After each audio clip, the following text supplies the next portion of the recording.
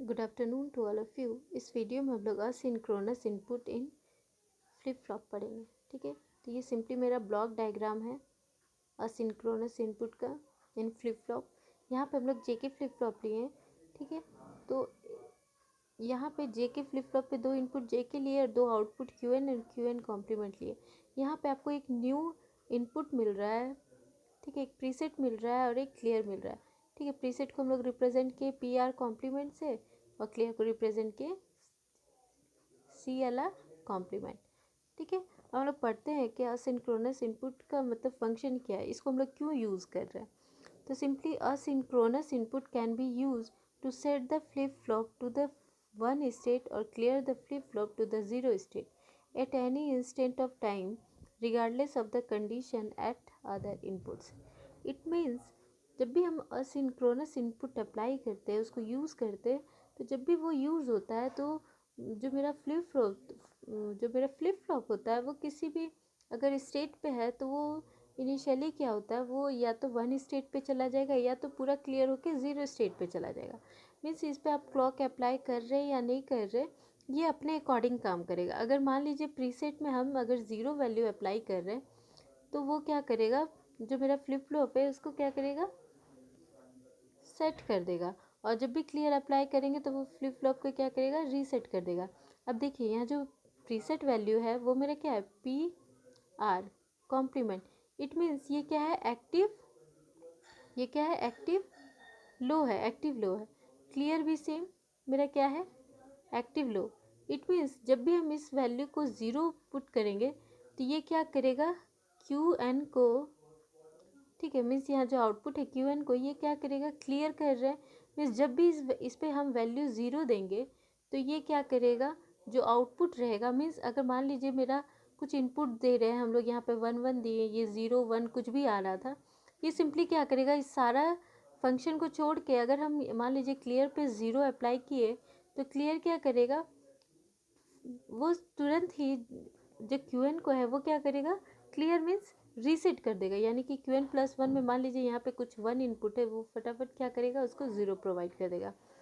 फिर हम लोग जब नेक्स्ट अगर जो प्रीसेट है इनपुट, इसको मतलब अगर मान लीजिए इस प्रीसेट पे अगर हम ज़ीरो अप्लाई करेंगे, एक्टिव लो है ये, ज़ीरो अगर अप्लाई करेंगे तो ये क्यू एन को क्या करेगा, क्यू एन प्लस वन को सेट कर देगा वन। मीन्स अगर यहाँ ज़ीरो था वो सेट करके वन पे चला जाएगा। ठीक है, तो यही इसका काम होता है।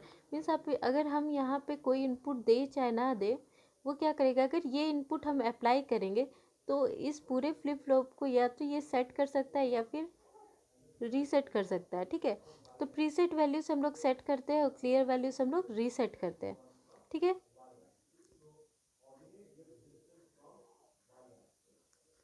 देखिए यहाँ और क्या लिखा हुआ है, thus synchronous input are override input since they can be used to override all other input in order to place the flip flop in one state or other state. ठीक है, it means हम लोग ये जो synchronous input है इसको हम लोग ओवरराइड इनपुट भी बोलते हैं। क्यों बोलते हैं ओवरराइड, मीन्स जब भी मेरा फ्लिप फ्लॉप इनिशियली अगर हम कोई क्लॉक दे रहे हैं, कुछ अगर इनिशियली मेरे मीन्स जेके को इनपुट दे रहे हैं, उसके अकॉर्डिंग अगर मेरा आउटपुट वर्क कर रहा है, मीन्स फ्लिप फ्लॉप सेट और रीसेट हो रहा है, और जब हम लोग उसके बाद जब हम लोग इन असिंक्रोनस इनपुट हम लोग अप्लाई करेंगे तो वो मीन्स जो भी मेरा पहले जो इनपुट था इनिशियली, जो भी मेरा इनपुट अप्लाई था वो सडनली क्या होगा, इस इनपुट को फॉलो करेगा, असिंक्रोनस इनपुट को फॉलो करेगा। मीन्स जो पिछला जो इनपुट था इस पर ये क्या करेगा, ओवरराइड करके वो असिंक्रोनस इनपुट को फॉलो करेगा।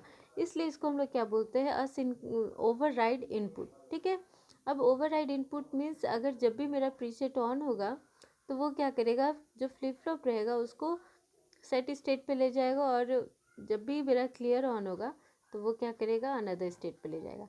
अब हम लोग इनपुट देखते हैं। इनपुट यहाँ पे बेसिकली हम लोग असिंक्रोनस इनपुट का बात कर रहे हैं, तो एक प्रीसेट है और एक क्लियर है, और आउटपुट पे मेरा दो आउटपुट है।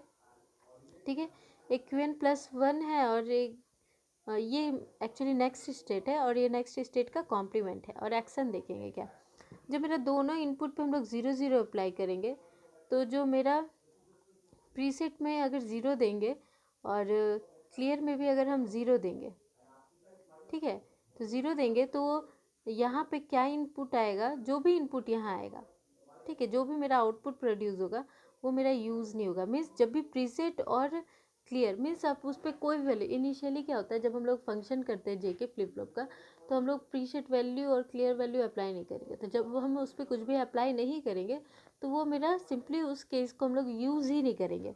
फिर जब हम प्रीसेट को 0 देंगे और क्लियर को 1 देंगे, तो जहाँ भी मेरा प्रीसेट जब 0 होगा, इट मीन्स अब ये क्या करेगा, क्यू एन प्लस वन को 1 करके सेट कर देगा। ठीक है, ये Q N plus one complement क्या है मेरा, जस्ट इसका इन्वर्जन है। ठीक है, फिर जब मेरा प्रीसेट 1 होगा, क्लियर 0 होगा, इट मीन्स अब 0 क्लियर मेरे यहाँ वर्क करेगा, तो क्लियर को 1 करेगा और ये रीसेट हो जाएगा। जब मेरा दोनों ही इनपुट को हम लोग हाई कर देंगे, 1 1 देंगे, तो ये सिंपली क्या करेगा, नो चेंज करेगा। मीन्स जो मेरा फंक्शन जे के फ्लिप फ्लॉप कर रहा है उसी फंक्शन को ये फॉलो करेगा। ठीक है, तो ये पूरा था आपका synchronous input.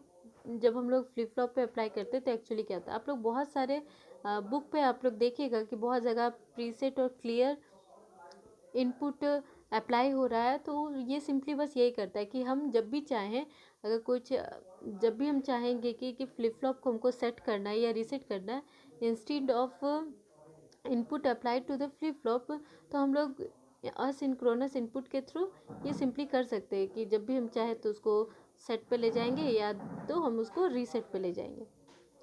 Okay, thank you all of you.